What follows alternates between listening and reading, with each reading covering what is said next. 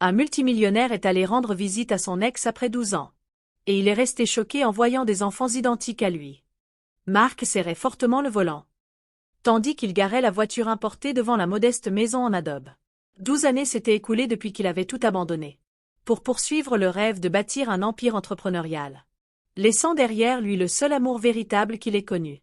Aujourd'hui, à 42 ans, avec une fortune de plusieurs millions et le cœur vide, il tenait un bouquet de fleurs colorées et frappait avec hésitation à la porte en bois usée de la maison où Carmen vivait désormais. Il n'y avait pas un seul jour où il ne pensait pas à elle, à ce sourire doux qui illuminait ses journées de jeunesse, dans la région où ils avaient grandi. Le bruit de pas qui s'approchait fit accélérer son cœur.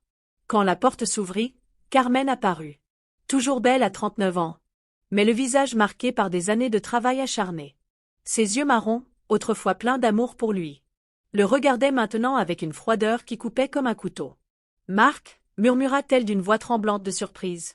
Et de quelque chose qu'il ne pouvait identifier. De la peur? De la colère? « Salut, Carmen » dit-il en tendant les fleurs de ses mains tremblantes. « Je suis venu te demander pardon. » Elle resta plantée sur le seuil sans accepter le bouquet, les yeux regardant nerveusement de chaque côté, comme si elle attendait que quelqu'un apparaisse à tout moment. Marc remarqua la tension dans ses épaules, la façon dont elle serrait fortement la poignée de la porte. « Pardon » répéta Carmen avec une amertume évidente dans la voix. « Après 12 ans, tu apparaisses ici avec des fleurs, en croyant que tu vas tout arranger. » Avant qu'il puisse répondre, le son de rire d'enfant retentit depuis l'arrière-cour. Deux voix aiguës et joyeuses, qui firent que Marc regarda par-dessus l'épaule de Carmen, essayant de voir d'où elle venait. « Qui sont ces enfants » demanda-t-il, la curiosité naturelle prenant le dessus. Le visage de Carmen pâlit visiblement. Elle ferma légèrement la porte, comme pour bloquer sa vue de l'intérieur de la maison. « Ce sont les fils d'une relation que j'ai eue après.